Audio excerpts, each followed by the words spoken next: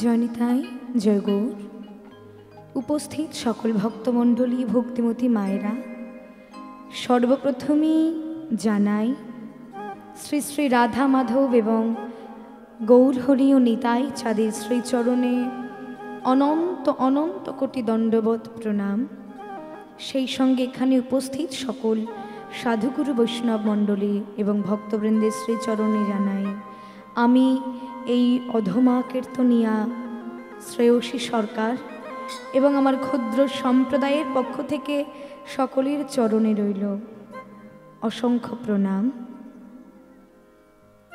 কীর্তন সম্বন্ধে আমি অত্যন্ত ছেলে মানুষ। কীর্তন যে কি রতন আজও আমার অনুভূতি হলো না। তাই কীর্তন পরিবেশনে হয়তো অনেক ত্রুটি হতে পারে, ভাষা, গান, জ্ঞান, সুর, তালে অনেক ত্রুটি হতে পারে। তাই আপনারা সকলে আমাকে নিজ নিজ সন্তান জ্ঞানে আমার সকল ত্রুটিকে আপনারা মার্জনা করবেন এবং আশীর্বাদ করবেন। আজ যে লীলাটি আমরা শ্রবণ করছি সেই লীলার নাম কৃষ্ণ ভক্ত কোষধ্বজ অর্থাৎ নরমেধ যজ্ঞ। এত সময় আমরা ছিলাম শ্রীধাম নবদ্বীপ ধাম। যেহেতু এত সময় আমরা গৌর নিতাইয়ের কথা আলোচনা করছিলাম, তাই এত সময় আমরা ছিলাম নবদ্বীপে। আর এবার আমরা কোথায় যাব? মায়েরা বলুন, কোথায় যাব? বৃন্দাবনে। বাবারা আপনারা বলুন, কোথায় যাব?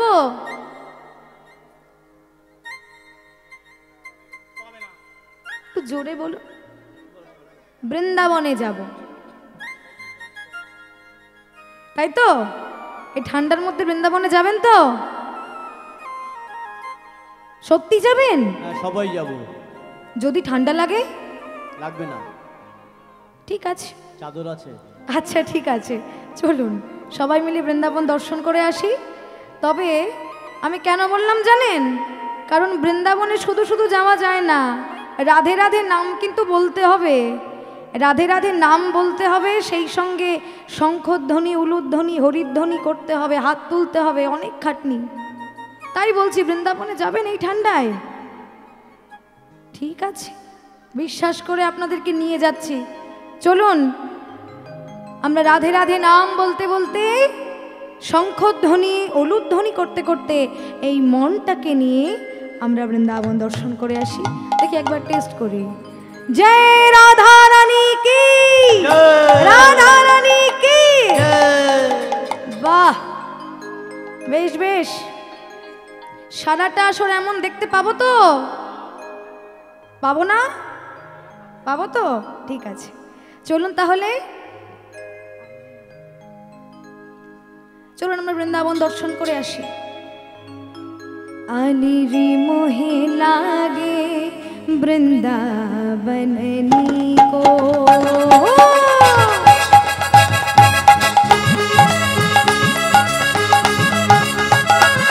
রাধে রাধে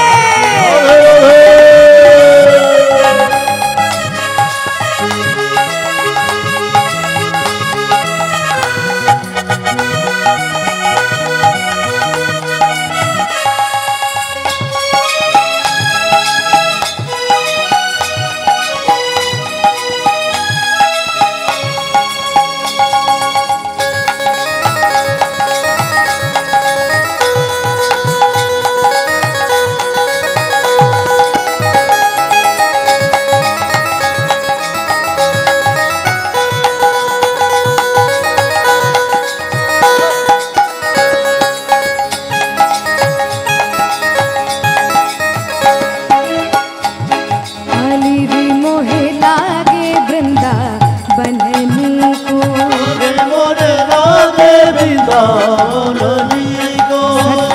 मोरे लागे वृंदावन को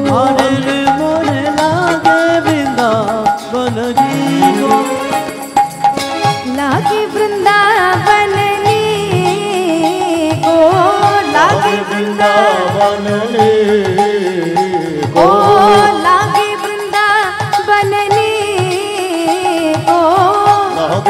वृंदावन आलिर मोहे लागे वृंदावन नीको लागे वृंदावन को आलिर मोहे लागे वृंदावन नीको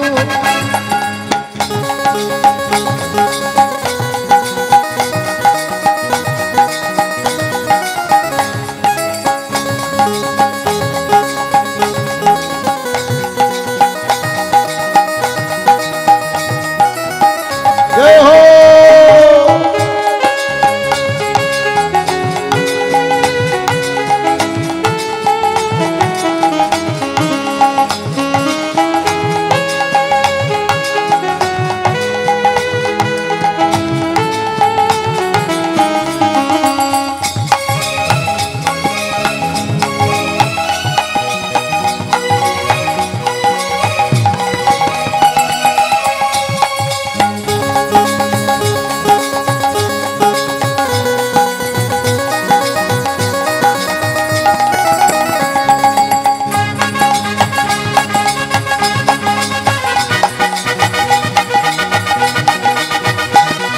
राधे राधे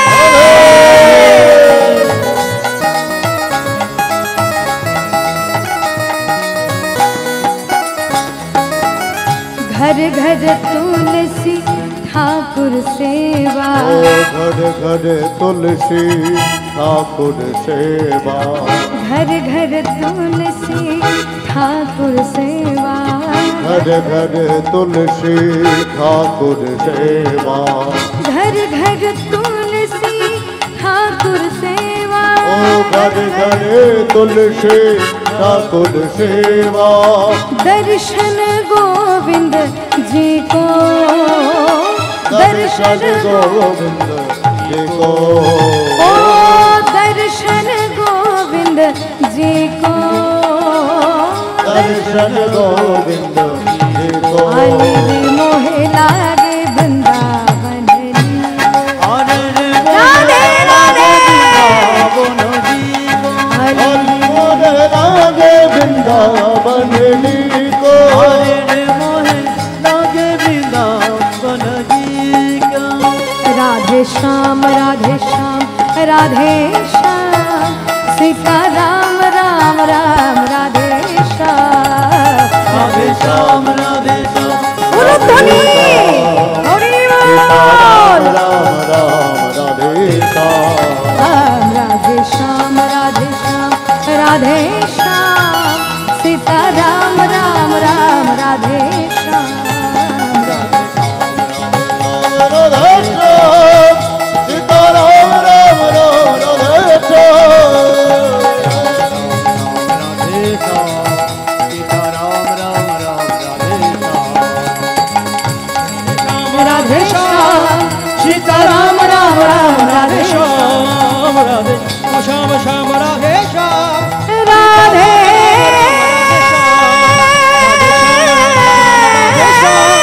सीता राम सीता राम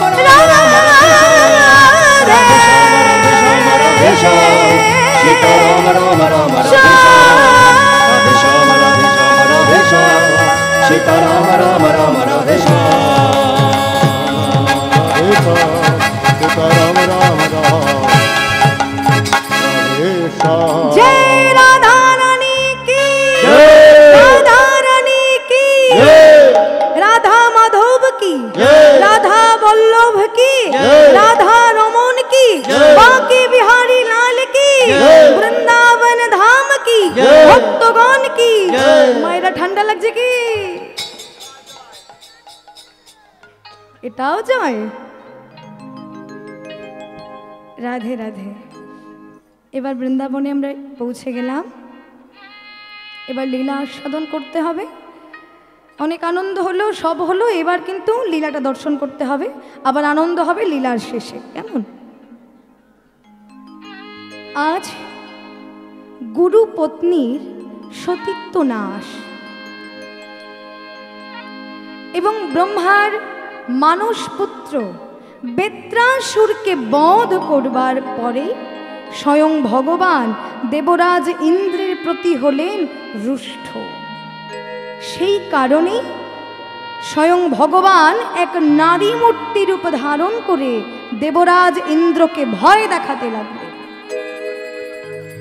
আর দেবরাজ ইন্দ্র ভয় পেয়ে কি করলে, উদ্ভ্রান্তির মতো আকাশ হতে পাতাল, আবার পাতাল হতে আকাশ, অবশেষে তিনি মায়ার সাহায্যে মানস সরোবরে পদ্মতন্ত্রের মধ্যে আশ্রয় নিলেন। যেহেতু দেবরাজ ইন্দ্র ভয়ে পালিয়ে পালিয়ে বেড়াচ্ছে, পদ্মতন্ত্রের মধ্যে আশ্রয় নিয়েছে, এখন তার সিংহাসন তো শূন্য পড়ে আছে। সিংহাসন তো আর শূন্য থাকতে দেওয়া যায় না, একজন দেবতার সিংহাসন। তাই সমস্ত দেবতারা পরামর্শ করে মর্তধাম হতে সর্বগুণ সম্পন্ন চন্দ্রবংশীয় রাজা নহুষকে আনয়ন করে ইন্দ্রের সিংহাসনে উপবিষ্ট করালেন। এবার সেই ক্ষমতা মতো রাজা নহুষ চরিতার্থ করবার জন্য ইন্দ্রপ্রিয়া শচী দেবীকে বিয়ের প্রস্তাব দিলেন। তখন অনুপায় হয়ে শচী নারায়ণের চরণে আছাড় খেয়ে পড়লেন। প্রভু, হে নারায়ণ, ও হে নারায়ণ, আমি বড় বিপদে পড়েছি প্রভু, তুমি আমাকে রক্ষা করো, এই ভয়ঙ্কর বিপদ হতে তুমি আমায় রক্ষা করো প্রভু, তুমি যে অন্তর্যামী, আমায় রক্ষা করো, আমায় রক্ষা করো। নারায়ণ তখন দেখা দিলেন শচীকে। শচী, কি হয়েছে?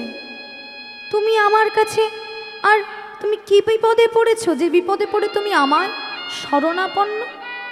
শচী বললেন, প্রভু, তুমি তো সর্বেশ্বর নারায়ণ, তুমি তো অন্তর্যামী, তুমি তো সবই জানো, তুমি বলো, আমি হচ্ছি পতিব্রতা নারী, আর আমি নিজে একটা পতিব্রতা নারী হয়ে নিজেকে কি করে বিলিয়ে দেব একটা ওই চরিত্রহীন লম্পটের হাতে? কি করে সম্ভব প্রভু? হে আমি পারবো না, হে আমি কিছুতেই পারবো না। নারায়ণ তখন বলছে, শচী, শচী, তুমি না মানতে পারলে এটা তোমাকে মানতে হবে, কেননা নহুষ তোমাকে যে বিয়ের প্রস্তাব দিয়েছে এটা তোমার ভাগ্যের পরিহাস, ভাগ্যের লিখন। তুমি নহুষের প্রস্তাবে রাজি হয়ে যাও। শুনেই শচী ক্রোধান্বিত হয়ে বলছে, অসম্ভব, এ আমি কিছুতেই পারবো না, আমি কিছুতেই পারবো না। আমি একটা পতিব্রতা নারী হয়ে নিজেকে বিলিয়ে দেব একটা চরিত্রহীন লম্পটের হাতে, এ কোনোদিন সম্ভব নয়, আমি কিছুতেই পারবো না। প্রভু, তুমি না সর্বেশ্বর নারায়ণ, তুমি এ কথা বলতে পারলে? না না না, চাই না তোমার করুণা, তোমার করুণা আমি আর চাই না, আমি চললাম, আমি এখনই চলে যাচ্ছি। এই বলে শচী গেলেন দেবগুরু বৃহস্পতির কাছে। বৃহস্পতির কাছে যে শচী সব কিছু খুলে বললেন, আর বৃহস্পতি শচীর নিকট সব কিছু অবগত হয়ে বলছে, মা গো, আমার যে কিছু করার নেই মা, আমি বলি কি, তুমি নহুষের প্রস্তাবে রাজি হয়ে যাও, তবে হ্যাঁ, একটা শর্ত থাকবে। শর্তটা হলো, তুমি নহুষকে যে বলবে, হ্যাঁ আমি তোমায় বিয়ে করতে রাজি আছি, যদি তুমি পালকিতে বিয়ে করতে আসতে পারো এবং সেই পালকি সপ্তর্ষিতে, মানে 7 জন মুনি ঋষি তারা কাঁধে করে বয়ে নিয়ে আসবে। যদি তুমি আমার এই প্রস্তাবে রাজি থাকো তবেই আমি তোমাকে বিয়ে করতে রাজি আছি। দেখবে মা, নহুষ কামের নেশায় তোমার প্রস্তাবে রাজি হয়ে যাবে, আর যদি একবারও এই প্রস্তাবে রাজি হয়ে যায় তাহলে তোমার পথ পরিষ্কার হয়ে যাবে। কেননা নহুষ যখন তোমাকে বিয়ে করে নিয়ে যাবে তখন তোমার প্রতি কামাসক্ত হয়ে ওই ঋষিগণকে যখন বলবে,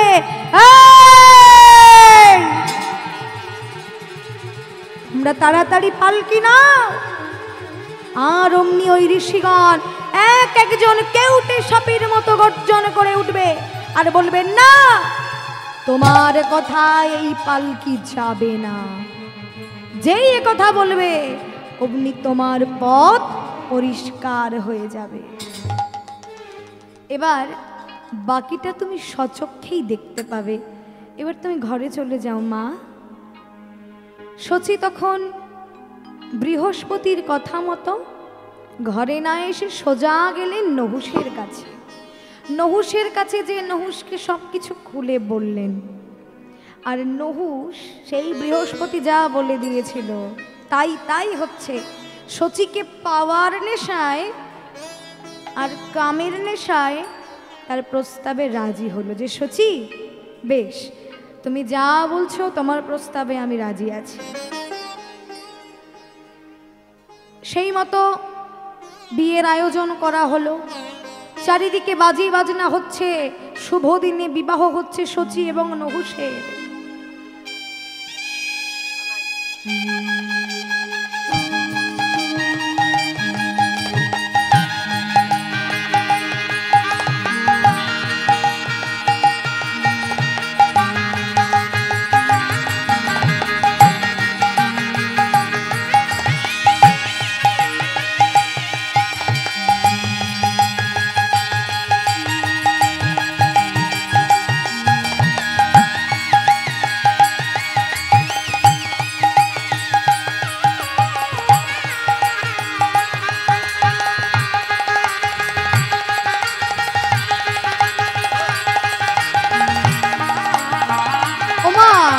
আপনাদের মেয়ের বিয়ে হলে উলুধ্বনি করতেন না? হরি হরি বল, উলুধ্বনি করুন।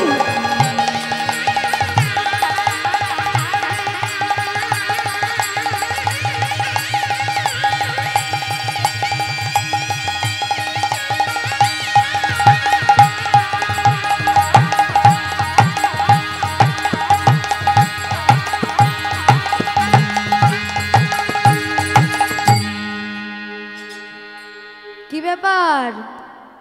জীব দিয়েছে ভগবান, জীব দিয়েছে, দেয়নি তো? উলুধ্বনি এত কম হচ্ছে কেন? কই দেখি উলুধ্বনি করুন তো একটু। শুনতেই পেলাম না আমি।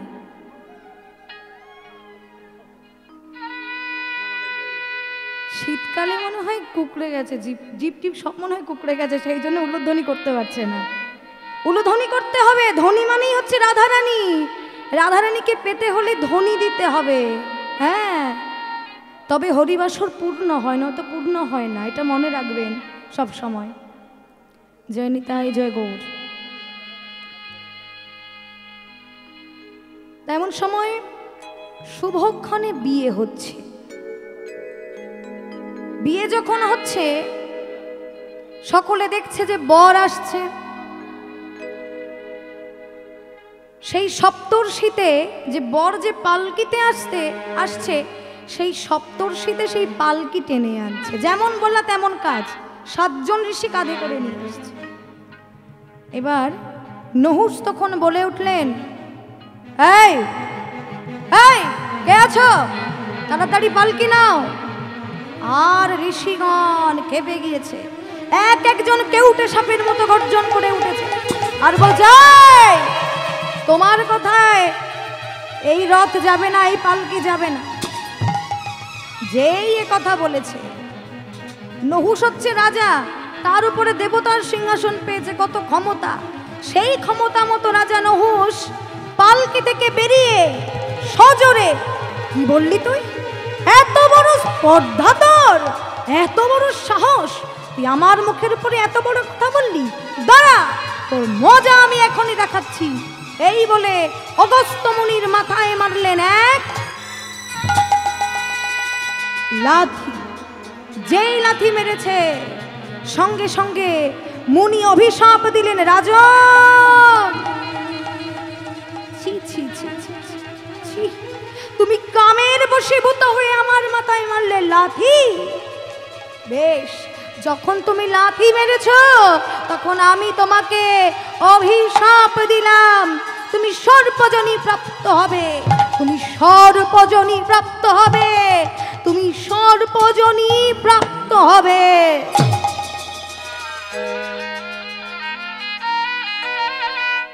মুনির অভিশাপ কোনোদিন বিফলে যায় না। তা যখন মুনি এই অভিশাপ দিলেন, সঙ্গে সঙ্গে নহুষ সর্পে পরিণত হলো।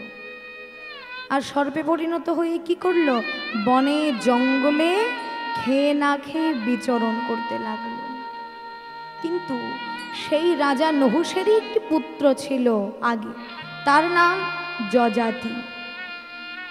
একদিন যযাতি যখন শয়নে আছে, শুয়ে আছে, সেই সময়ে নহুষ রাজা যযাতিকে স্বপ্নে দর্শন দিলেন।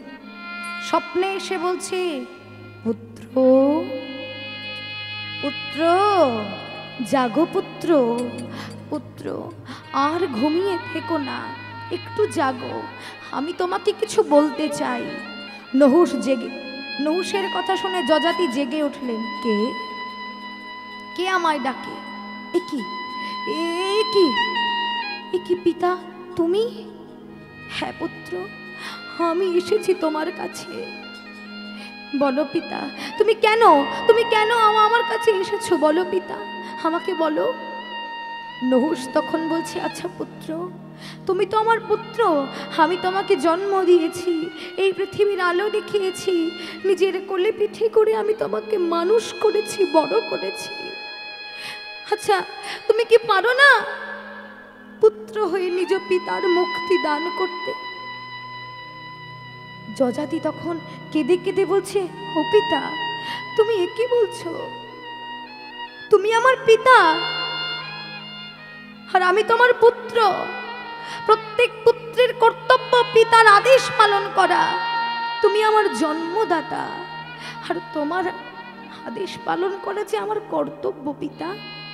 অবশ্যই, কিন্তু পিতা, তুমি যে বলছো যে মুক্তি দান করতে, তোমার মুক্তির উপায় তো আমি জানি না।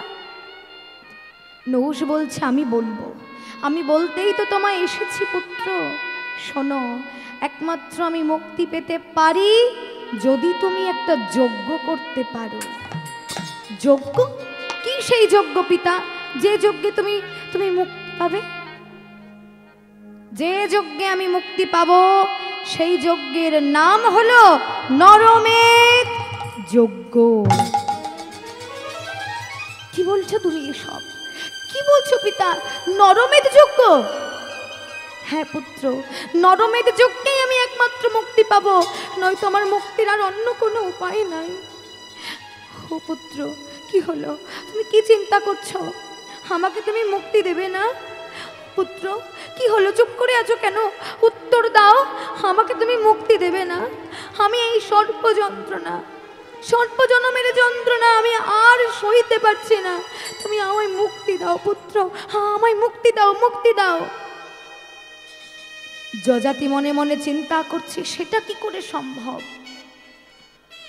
এদিকে পিতার আর্তনাদ, আর অন্যদিকে নরমেধ যজ্ঞ মানে কি? দেখুন, নর মানে মানুষ আর মেধ মানে হচ্ছে পোড়ানো, মানুষ পুড়িয়ে যজ্ঞ। যযাতি মনে মনে চিন্তা করছে, একটা মানুষকে পুড়িয়ে আমি কি করে যজ্ঞ করব? এ তো এত সোজা নয়, এ তো বড় কঠিন ব্যাপার। আর অন্যদিকে পিতার আর্তনাদ, আমি কোন দিকে যাব? হে ভগবান, তুমি আমাকে বলে দাও। ওদিকে নহুষ বলছে, কি হলো? চুপ করে আছো কেন পুত্র? আমাকে বলো, তুমি কি আমায় মুক্তি দেবে না? এরপর যযাতি কেঁদে কেঁদে নহুষকে বলছে, পিতা গো, তুমি তো আমার পিতা, তোমার আদেশ পালন করাই যে আমার কর্তব্য।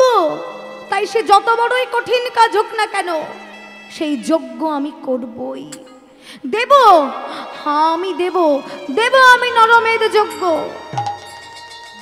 এই বলতে বলতে যযাতির ঘুম ভেঙে গেল।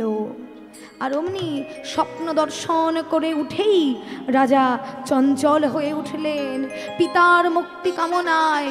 তাই সারথীকে ডাকছে ঘন ঘন, সারথী, সারথী। দেখুন, আজ এখানে যে লীলাটি আমরা শ্রবণ করছি, নরমের যোগ্য লীলা, এই লীলা কিন্তু বড় মর্মান্তিক একটি লীলা, অনেক মর্মান্তিক, অনেক দুঃখের একটি লীলা। কেউ যেন কথা বলবেন না, শুধু আপনারা শান্ত হয়ে বসে অনুভব করুন। আমরা যে বলি ভগবান আমাদের ডাকে সাড়া দেয় না, কিন্তু সত্যি কি সাড়া দেয় না? অবশ্যই দেয়। ডাকার মতো তাকে ডাকতে হবে, ভক্তের মতো ভক্ত হতে হবে, তাহলে ভগবান ধরা দিতে বাধ্য। আজকে যাকে নিয়ে এই লীলা, ছোট্ট কুশধ্বজ, কৃষ্ণ ভক্ত কুশধ্বজ, এমাত্র 8 বছর বয়সে ভগবানের কৃপা পেয়েছিল। আর আমাদের 60-70 বছর হয়ে গেলে ভগবানের জন্য নয়নের জল পড়ে না। তা আজকে আমরা সেই লীলায় জানবো, এই লীলার মধ্যে থেকে আমরা জানবো যে ভগবান ভক্তির জন্য কি করতে পারে। এই লীলা হচ্ছে তার প্রমাণ। ভক্তের বাধ্য ভবারাধ্য,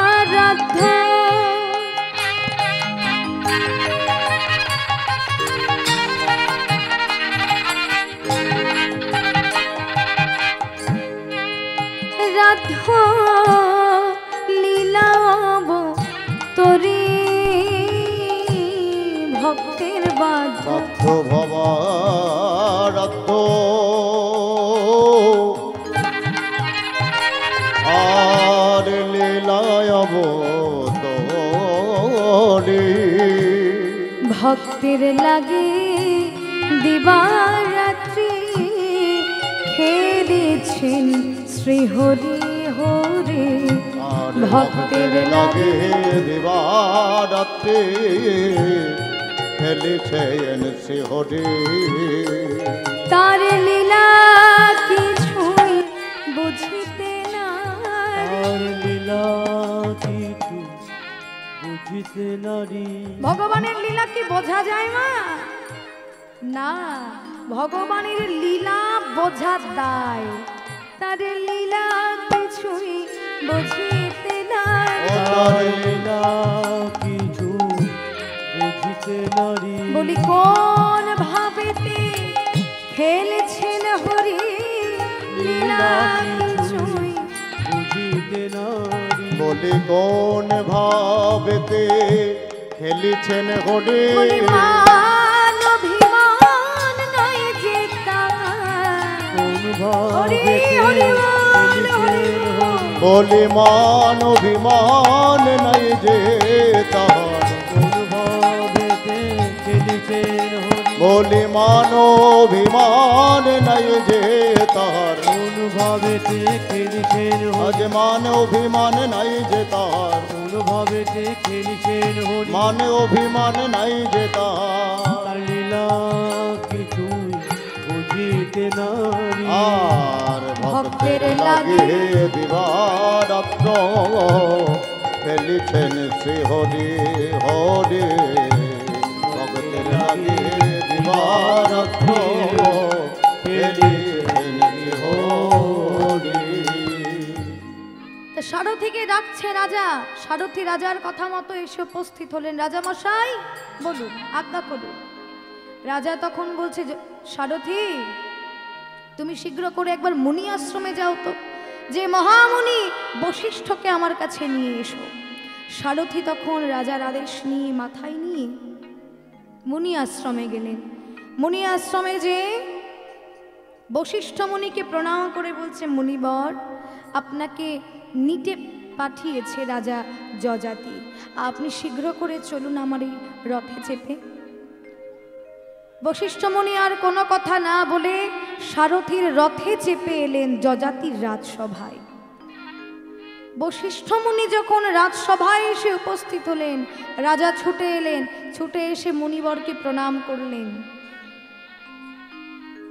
হে মুনিবর, আপনি এসেছেন, আমি বড় আনন্দিত হয়েছি। মুনি বলছে, রাজা কি ব্যাপার, হঠাৎ আমায় ডেকে পাঠালে কেন? তখন যযাতি বলছে, আসলে আপনাকে হঠাৎ ডেকে পাঠালাম তার কারণ আমার পিতৃ স্বপ্নাদেশে তার আত্মার শান্তি কামনায় একটা যজ্ঞ করতে হবে। তা এই যজ্ঞে কি কি উপকরণ লাগবে আর এই যজ্ঞ কিভাবে করতে হবে, কেমনভাবে করতে হবে আমি তো জানি না, তাই আমি আপনাকে ডেকে পাঠালাম যাতে আপনি একটু আমাকে বলে দেন। তখন বশিষ্ঠ মুনি বলছে, বাহ, এ তো বড় ভালো কথা, অতি উত্তম। তুমি পিতৃ আদেশে যজ্ঞ করবে, এ তো বড় ভালো কথা। তা পিতা কি স্বপ্নাদেশ করেছে, কোন যজ্ঞের কথা বলেছে? যযাতি তখন বলছে, আগে আমার পিতা আমাকে আদেশ করেছে, যে যজ্ঞের আদেশ করেছে সেই যজ্ঞের নাম হলো নরমেধ যজ্ঞ। কি বলছো তুমি রাজা? এইসব কি বলছো? না না না না না না না, এ হতে পারে না, এ হতে পারে না। যযাতি বলছে, কি হলো মুনিবর, আপনি এমন করছেন কেন? কি হয়েছে আমাকে বলুন। রাজা, এ যজ্ঞ তুমি করতে পারবে না রাজা। কেন? কেন করতে পারবো না? কেন করতে পারবে না জানো? কারণ তুমি তোমার সমস্ত রাজস্ব দিয়ে সব কিছু জোগাড় করতে পারলেও এমন এক বস্তু লাগবে যা তুমি তোমার সমস্ত রাজস্ব দিয়েও জোগাড় করতে পারবে না। যযাতি তখন হেসে হেসে বলছে, কি আমি পারবো না জোগাড় করতে? আমি হচ্ছি রাজা, আমার কোনো কিছুর অভাব নেই, আর আমি পারবো না জোগাড় করতে? মুনিবর, আপনি চারিদিকে তাকিয়ে দেখুন, আমার কোনো কিছুর অভাব নেই। শুধু একবার আপনি বলুন, এমন কি সেই বস্তু লাগবে যা আমি জোগাড় করতে পারবো না বলছেন? এই কথা শুনে রাজা বলছে, রাজা কথা শুনে মণিবর বলছে, রাজা, এই যজ্ঞের প্রধান যে উপকরণ লাগবে সেটি কি জানো? অবশ্যই তোমাকে বলবো, কিন্তু তার আগে বাকি যে উপকরণগুলো লাগবে সেই উপকরণগুলো তুমি লিখে নাও, আমি তোমাকে বলছি। তারপরে না হয় প্রধান উপকরণের কথা আমি বলবো। লিখে নাও, লক্ষ লক্ষ মণি চাই, সঙ্গেতে ব্রাহ্মণ। আর লক্ষ লক্ষ মুনি চাই, সঙ্গেতে ব্রাহ্মণ। লক্ষ লক্ষ মণি চাই, সঙ্গেতে ব্রাহ্মণ। আর লক্ষ লক্ষ মনি চাহি, সঙ্গেতে ব্রাহ্মণ। পট্টবস্ত্র দিয়ে তাদের করবে সম্ভাষণ। পট্টবস্ত্র দিয়ে তাদের করবে সম্ভাষণ। স্বর্ণ থালা, স্বর্ণ ঝাড়ি, মানিক অঙ্গুরি। আরে স্বর্ণ থালা, স্বর্ণ ঝাড়ি, মানিক অঙ্গুরি। ৪২ যোজন জমি লাগবে যজ্ঞ ক্ষেত্র পুরী। আরে ৪২ যোজন জমি লাগবে যজ্ঞ ক্ষেত্র পুরী। তুমি দান দিবে, তুমি দান দিবে, তুমি দান দিবে, তুমি দান দিবে হে। লক্ষ লক্ষ মুনি তুমি দান দিবে গো। লক্ষ লক্ষ মনি তুমি দান দিবে গো। লক্ষ লক্ষ মুনি তুমি দান দিবে গো। লক্ষ লক্ষ মুনি তুমি গণে, দান দিবে গো। লক্ষ লক্ষ মুনি তুমি গণে, দান দিবে গো। লক্ষ লক্ষ মুনি তুমি দান দিবে গো। তুমি দান দিবে গো। লক্ষ লক্ষ মুনি তোমাকে দান দিতে হবে। অর্থাৎ বশিষ্ঠ মুনি বলছে, শোনো, লক্ষ লক্ষ মুনি চাই, সঙ্গেতে ব্রাহ্মণ। লক্ষ লক্ষ মুনি লাগবে। শুধু লক্ষ লক্ষ মুনি হলে হবে না, কিছু যোগী, কিছু তপস্বী, কিছু ব্রাহ্মণ, এই মিলিয়ে লাগবে লক্ষ লক্ষ। এরপর তারা রাজসভায় আসা মাত্রই তাদেরকে নূতন বস্ত্র দিয়ে আহ্বান করতে হবে, সম্ভাষণ করতে হবে। খবরদার, খুব সাবধান, লক্ষ্য রেখো তাদের আহ্বানে যেন কোনো প্রকার ত্রুটি না হয়, সেদিকে লক্ষ্য রেখো। এরপর স্বর্ণ থালা, স্বর্ণ ঝাড়ি, মানিক অঙ্গুরি। স্বর্ণ থালা মানে যে লক্ষ লক্ষ মুনিরা আসবে প্রত্যেককে একটি করে সোনার গ্লাস দেবে আর সোনার থালা দেবে। আর কি দেবে জানো? যে যে মুনির বাড়িতে নিমন্ত্রণ করতে যাবে সেই মুনির বাড়িতে রত্নমাণিক্যের আংটি দেবে আর পান সুপারি দিয়ে আমন্ত্রণ জানিয়ে আসবে। দেখুন বাবা, এখন বর্তমান সময়ে কারো বাড়িতে আমরা যদি আমন্ত্রিত হই বা আমরা কাউকে আমন্ত্রণ জানাই, এখন বর্তমানে কার্ডের প্রচলন হয়েছে। কার্ড আদান প্রদান হয়, তাই না? কার্ড, কিন্তু আগেকার দিনে যাকে আমন্ত্রণ জানাতে হতো তাকে পান আর সুপারি দিয়ে আমন্ত্রণ জানাতে হতো। তো এখানে রাজাকে কি বলছে, পান সুপারির সঙ্গে রত্ন মানিকের আংটি দিয়ে আমন্ত্রণ জানিয়ে আসতে হবে। আর যেখানে যজ্ঞ করবে সেটা যেন 42 যোজন জমি হয়, তবেই কিন্তু তোমার এই যজ্ঞে লাগবে। এগুলো যজ্ঞ পূর্ণ হবে, আর নয়তো কিন্তু যজ্ঞ পূর্ণ হবে না। রাজা বলছে, ও এই ব্যাপার, ঠিক আছে, এ সব কিছু জোগাড় হয়ে যাবে মুনিবর সময় মতো, আপনি কিছু চিন্তা করবেন না। কিন্তু যজ্ঞের যে প্রধান উপকরণ সেটার কথা একবার বলুন, সেটা কি সেই বস্তু? মুনি তখন বলছে, অবশ্যই বলবো রাজা, সেই বস্তু না হলে তো যজ্ঞ পূর্ণই হবে না। সেই বস্তু হলো অষ্টম বর্ষের বালক।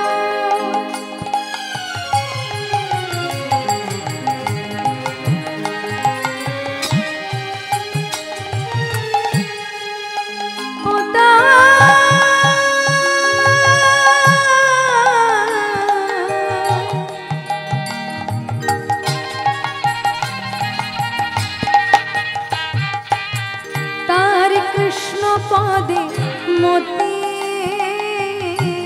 অষ্টম বর্ষের ভালো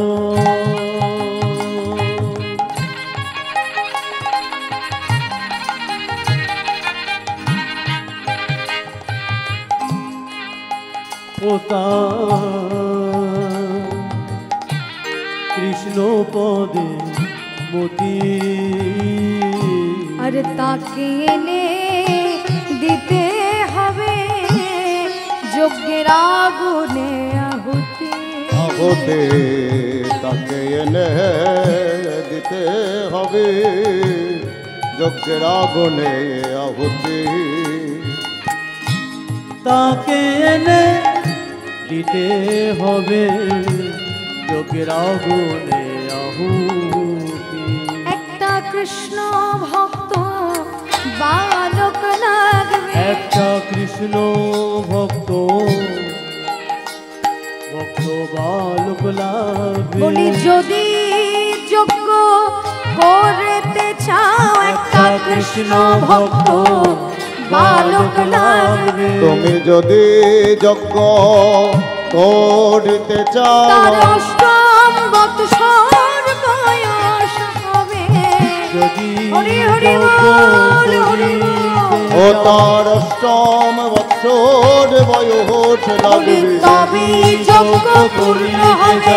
অষ্টম বছর বয়স লাগবে, তবে যজ্ঞ পূর্ণ হবে। তার অষ্টম বছর বয়স লাগবে।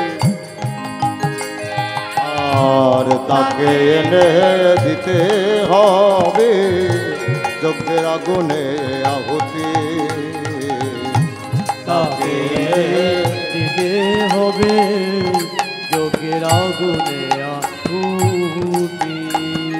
মুনিবর, শুধু একটা 8 বছরের শিশু বালক হলেই তো হয়ে যাবে, তাই না? এ কোনো ব্যাপার নয়, আমি ঠিক জোগাড় করে এনে দেব। আর তাছাড়া আমার এই রাজত্বেই কত দরিদ্র ব্রাহ্মণ আছে যাদের হয়তো ক্ষুধার এক মুঠো অন্ন জোটে না। আমি না হয় সেই ব্রাহ্মণীর কাছে যে আঁচল পেতে একটি সন্তান ভিক্ষা চাইব। তবে আমি জানি সবাই সব কিছু দিতে পারে, কিন্তু সন্তান কোনো মা দিতে পারে না, কোনো মা রাজি হবে না আমি জানি। কিন্তু যদি রাজি না হয় তাহলে আর কি করব? বহুমূল্য অর্থের বিনিময়ে না হয় কিনে নেব। তা তখন মুনি বলছে, কিন্তু রাজা, বহুমূল্য অর্থের বিনিময়ে তুমি কিনলেও তাতেও যদি রাজি না হয় তখন কি করবে? রাজা তখন বলছে, বহুমূল্য অর্থ দেওয়ার পরেও যদি সে রাজি না হয় তাহলে আমার আর শেষ পর্যন্ত কিছু করার থাকবে না। সেই মায়ের কোল থেকে সেই কোলের ছেলেকে চুলের মুঠি ধরে টানতে টানতে আমি আগুনে নিক্ষেপ করব, তবেই না হবে আমার পিতার আত্মার শান্তি।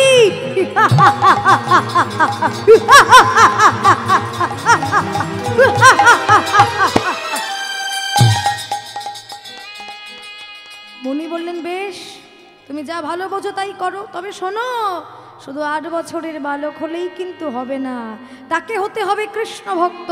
শুধু কৃষ্ণ ভক্ত হলে হবে না, তাকে হতে হবে ব্রাহ্মণ, ব্রাহ্মণ সন্তান। শুধু ব্রাহ্মণ হলে হবে না, তাকে গৌরবর্ণ দেহ হতে হবে। এই গুণগুলো যে বালকের মধ্যে আছে, সেই বালকই একমাত্র যজ্ঞে লাগবে। একটিও কম পড়ে গেলে কিন্তু যজ্ঞে লাগবে না। রাজা বললেন, সে আপনি কিছু চিন্তা করবেন না মুনিবর, আমি এখনই পুত্রকে আনতে পাঠাচ্ছি। এই বলে সারথীকে ডাকলেন, সারথী, সারথী, আমার রাজকোষ থেকে যত মণিমুক্তা রজত কাঞ্চন হীরা জহরত আছে সবকিছু নিয়ে এসে রথের মধ্যে রাখো। বিনিময়ে চাই শুধু একটা কৃষ্ণ ভক্ত বালক। তখন মুনি বললেন, রাজা, যাচ্ছ যাও, কিন্তু শোনো, যজ্ঞের সময় কিন্তু বয়ে যাচ্ছে, তাই তোমাকে সময় দিলাম 3 দিন। যদি এর মধ্যে পুত্র জোগাড় করে আনতে পারো তো ভালো, আর নয়তো যজ্ঞ কিন্তু পূর্ণ হবে না। রাজা বলছে, না না না, আপনি চিন্তা করবেন না, আমি এখনই সারথীকে পাঠাচ্ছি। যখন সারথী রথ নিয়ে এলেন, সারথীকে রাজা আদেশ দিলেন, সারথী, মহামুনি কি বলল শুনলে তো? পুত্রের সন্ধানে যাচ্ছ যাও, কিন্তু আমি তোমাকে সময় দিলাম 3 দিন। যদি এর মধ্যে পুত্র জোগাড় করে আনতে পারো তো ভালো, আর নয়তো তোমার গর্দানটাই যাবে। তখন সারথী রাজার আদেশ মাথায় নিয়ে চললেন পুত্রের সন্ধানে। ভগবানের কি লীলা এবার দেখুন, এদেশ সেদেশ কত ঘুরছে সারথী, কিন্তু কোথাও মিলছে না একটা কৃষ্ণ ভক্ত বালক। কেমন মিলছে জানেন না? মিলছে নয় তা নয়, মিলছে, কিন্তু যদি বা কেমন মিলছে জানেন? যদি বা পুত্র মিলছে, তার 8 বছর বয়স হচ্ছে না। যদি বা 8 বছরের পুত্র মিলছে, সে কৃষ্ণ ভক্ত হচ্ছে না। যদি বা কৃষ্ণ ভক্ত মিলছে তো ব্রাহ্মণ হচ্ছে না। আর যদিও বা ব্রাহ্মণ মিলছে তো গৌর বর্ণ দেহ মিলছে না। একটি করে বাদ পড়ে যাচ্ছে। কিন্তু একটি করে বাদ থাকলে যে হবে না, সমস্ত গুণ একটি বালকের মধ্যে থাকতে হবে। 8 বছর বয়স, ব্রাহ্মণ, কৃষ্ণ ভক্ত আর গৌর বর্ণ, এই 4টি গুণ একসঙ্গে থাকলে যে বালকের মধ্যে আছে সেই একমাত্র যজ্ঞে লাগবে। এদিকে সারথী ঘুরেই চলেছে, এদেশ সেদেশ বিদেশ, কত ঘুরছে, কিন্তু কোথাও মিলছে না বালক। এদিকে ঘুরতে ঘুরতে সারথীর উপবাসে, অনাহারে অনিদ্রায় 2 দিন কেটে গেছে। ইতিমধ্যে 2 দিন কেটে গেছে, না খেয়ে না ঘুমিয়ে ওইভাবে চলছে, আর বাকি আছে মাত্র 1 দিন। সারথী তখন মনে মনে চিন্তা করছে, রথ নিয়ে ধীরে ধীরে যাচ্ছে আর চিন্তা করছে, তাই তো কদিন ঘুরে ঘুরে কোথাও একটু মিলল না ওই কৃষ্ণ ভক্ত বালক। কিন্তু এদিকে তো ইতিমধ্যে 2 দিন কেটে গিয়েছে, আর বাকি আছে মাত্র 1 দিন। এর মধ্যে যদি আমি পুত্র জোগাড় করে নিয়ে যেতে না পারি, তাহলে রাজার কাছে যে আমার এই প্রাণটাই চলে যাবে। হে গোবিন্দ, হে তোমার কেমন নিদারুণ পরীক্ষা! হে কয়দিন কত ঘুরলাম, তুমি তো সবই জানো। হে কদিনকে একটা পুত্র আমায় তুমি মিলিয়ে দিলে না, হে তোমার কেমন বিচার! এইভাবে চলতে চলতে যখন আর চলতে পারছে না, তখন হঠাৎ সারথী লক্ষ্য করলেন অদূরে একটা বটবৃক্ষ। তা ভাবছে, যাক, হয়তো অদূরে একটা বটবৃক্ষ দেখেছি, যাই বরং ওখানে যে রথখানি রেখে কিছুক্ষণ বিশ্রাম করি। রথ নিয়ে গেলেন ওই বটবৃক্ষের নিচে, যে রথখানি রেখে বিশ্রাম করছে, আর মনে মনে সেই কথা ভাবছে। কিন্তু কথায় বলে যে খায় চিনি তার জোগায় কে? চিন্তামণি। কথায় বলে ভাবছো বসে চলবে কিসে, তুমি ভাববার কে? ভাববার যিনি ঠিক ভাবছেন তিনি, শুধু তুমি ভাবো তাকে। ভগবানকে ডাকতে ডাকতে ডাকতে ডাকতে হঠাৎ লক্ষ্য পড়ল সামনের দিকে অদূরে তিনটি বালক, খুব মন দিয়ে, তিনটি বালক কাঠের বোঝা মাথায় নিয়ে চলে যাচ্ছে। তাদের দেখতে কেমন? চক্ষু কঠোরগত প্রায়, পরনে লজ্জা নিবারণের জন্য ছিন্ন বস্ত্র, মাথায় রুক্ষ কেশ, কাঠের বোঝা মাথায় নিয়ে চলছে ধীরে ধীরে, আর চলতে পারছে না। আহ, কারণ এমনই এক দরিদ্র ঘরে জন্ম তাদের যে তারা হয়তো 3 দিন কিছু খায়নি, অনাহারে আছে। মা বাবা গেছে হয়তো ভিক্ষায়, আর তারা কাষ্ঠ কুড়িয়ে যাচ্ছে। দেখছে তাদের মধ্যে যে সব থেকে বড় ভাই, সেই বড় ভাই তার ছোট ভাইকে ডেকে বলছে, ভাই ভাই রে, তুই এই মাথায় ভারী কাঠের বোঝা বয়ে নিয়ে যাচ্ছিস, তোর বড় কষ্ট হচ্ছে বল ভাই? তুই যে এতটুকু, এত ছোট বয়সে এত ভারী কাঠের বোঝা বয়ে নিয়ে যেতে তোর বড় কষ্ট হচ্ছে, কিন্তু কি করব বল ভাই? আমি তোর বড় দাদা, আমি তোর বড় দাদা হয়ে যে তোকে একটু কোলে তুলে নেব, সে সামর্থ্যটুকু যে আমার নাই রে ভাই। আমি কি করে তোকে কোলে তুলে নেব ভাই রে? জানিস তো এ জগতে সুখের বন্ধু হয় সবাই, কিন্তু দুঃখের বন্ধু এ জগতে আর কেউ হয় না রে। আজকে আজকে আমরা এই যে অনাহারে অনিদ্রায় দিন যাপন করছি, কেউ আমাদের এমন নাই যে বলে দেবে দুমুঠো ক্ষুধার আহারের সন্ধান। দয়াল ঠাকুর ভগবান সেও আজ আমাদের থেকে মুখ ফিরিয়ে আছে। আমরা কোথায় যাব, কার কাছে যাব, সে আমাদের বলে দেবে এক মুঠো ক্ষুধার আহারের সন্ধান। এই কথা শুনে ছোট ভাই কুশধ্বজ বড় দাদাকে জড়িয়ে ধরে বলছে, দাদা তুই এত চিন্তা করছিস কেন, কাঁদছিস কেন? তোর কান্না কে দেখবে? তুই জানিস না দুঃখে যাদের জীবনটা গড়া তাদের দুঃখ করলে মানায় না। আমরা হচ্ছি দিন দরিদ্র, আমাদের দুঃখ করলে সাজে দাদা, তুই কাঁদিস না, চল আমরা খেলা করি।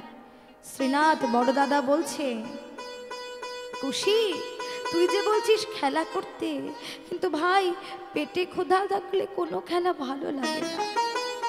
কুশি বলছে, দাদা আমি আজ যে খেলার কথা বলবো, সেই খেলা করলে যেমন ক্ষুধার জ্বালা জোড়ায়, তেমনি ভবের সমস্ত জ্বালা জোড়ায় যায়। সেটা কি খেলা জানিস? শোন তাহলে তোকে বলি। আজ আমরা খেলবো রাধা গোবিন্দ যুগল খেলা। নিতাই গৌর হরি বল। আজ খেলবো রাধা গোবিন্দ যুগল খেলা।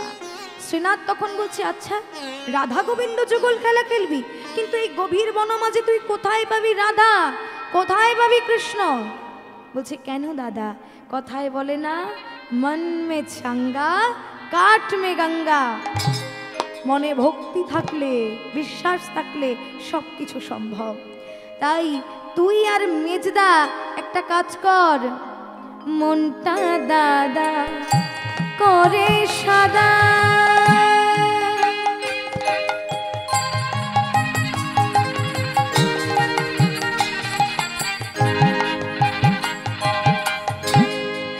তোরা কেউ হ কৃষ্ণ কেউ হ রাধা, মনটা দাদা করে সাদা।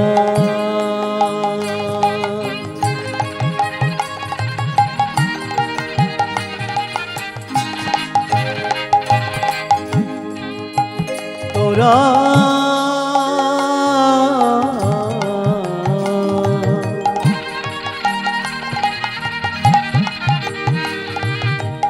তোরা কেউ হ কৃষ্ণ কেউ হ রাধা আমি ভক্তি ভরে সেবা দিতে চাই দাদা, ভক্তি ভরে পূজা দিতে চাই দাদা। দাদা শোন, মনটাকে সরল রেখে তুই আর মেজদা একটা কাজ কর, তোরা রাধা কৃষ্ণ হয়ে দাঁড়া, আর আমি তোদের ভক্ত হয়ে তোদের যুগল চরণ আমি সেবা করব। এতটুকু বয়সে কতটা জ্ঞান, কতটা ভক্তি থাকলে এমন বলে। আজকে কুশধ্বজ 8 বছর বয়স, কতটা ভক্তি একবার দেখে নিন। বলছে দাদা কোনোদিন আমার ভাগ্যে আর হবে কিনা আমি তো জানি না, তার যখন ভাগ্যে হয়েছে আমি ভক্তি ভরে আজ রাধা গোবিন্দ যুগল চরণ আমি সেবা দেব। আমি কি করব জানিস? আমি নয়ন জলে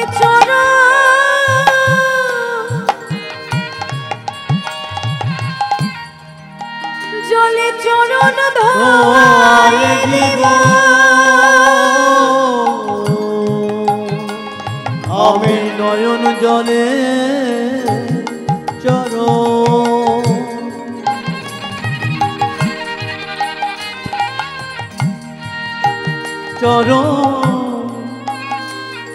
চরণ ধোয়ায়ে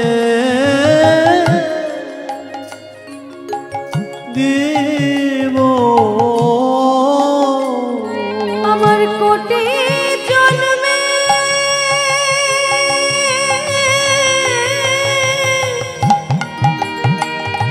সৌভাগ্য হলে আমি নয়ন জলে চরণ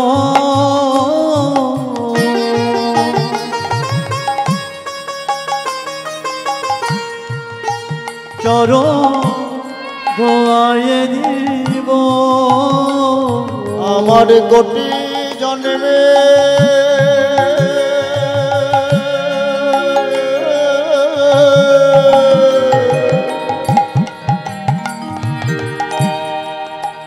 সৌভাগ্য ফলে আমার আর কোনো বাসনা আমি নয়ন জলে চরণ ধোয়ায়ে দিব। আমার আর কোনো বাসনা আমি নয়ন জলে চরণ ধোয়ায়ে দিব।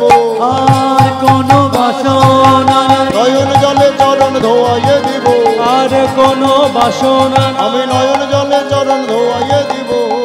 নয়ন জলে চরণ ধোয়ায়ে দিব। ভক্তি ভরে পূজা দিতে চাই,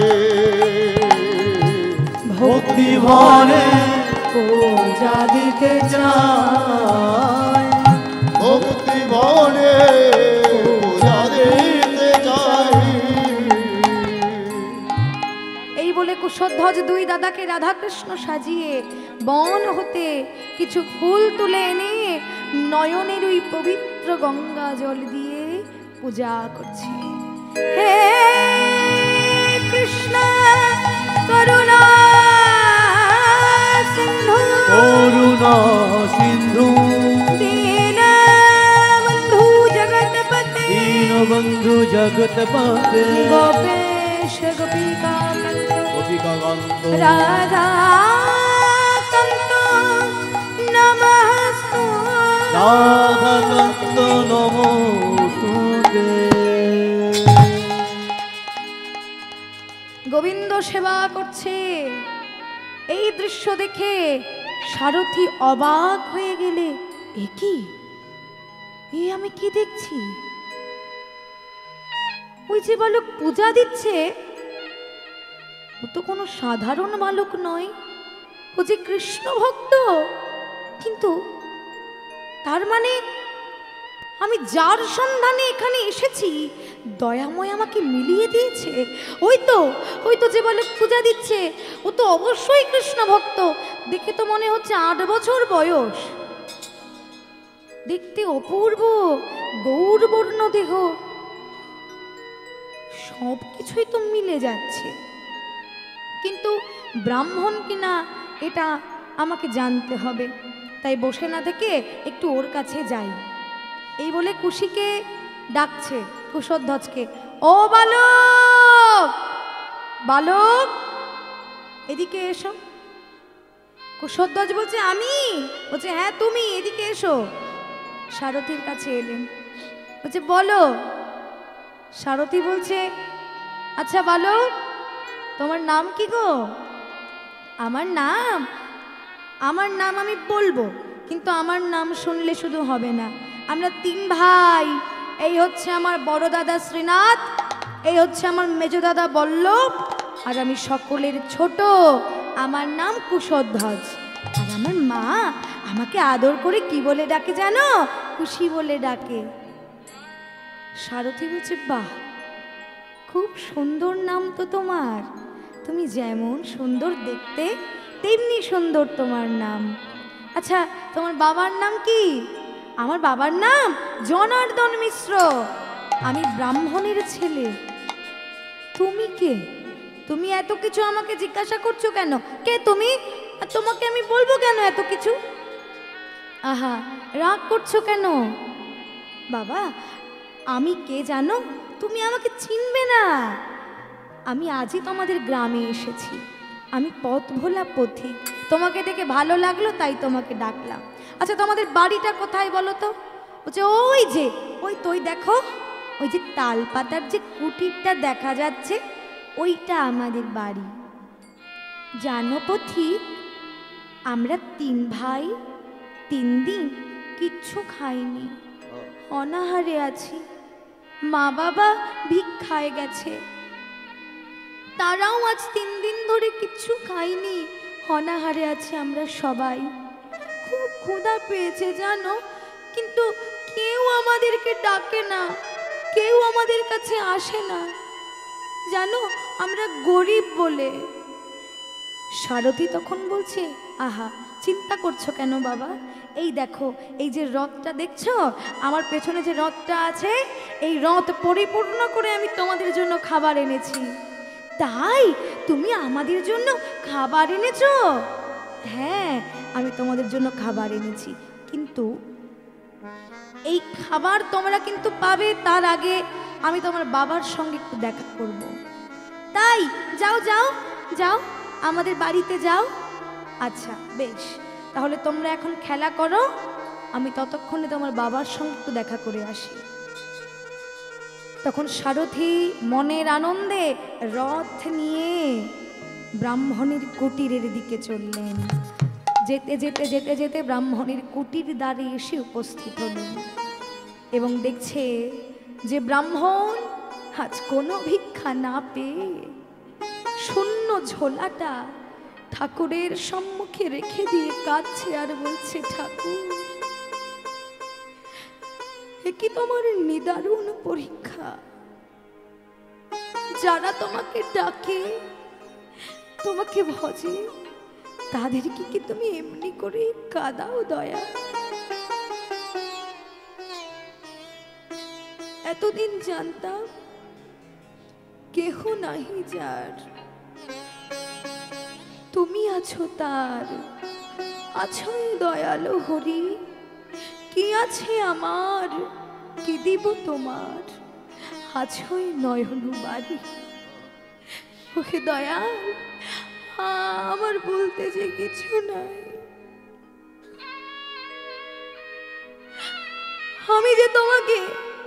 আমি তোমাকে কি দেব, আমার বলতে কিছু নাই। আমি তোমাকে সেবা দিতে জানি না, তোমায় কি নামে ডাকতে হয় আমি তাও জানি না।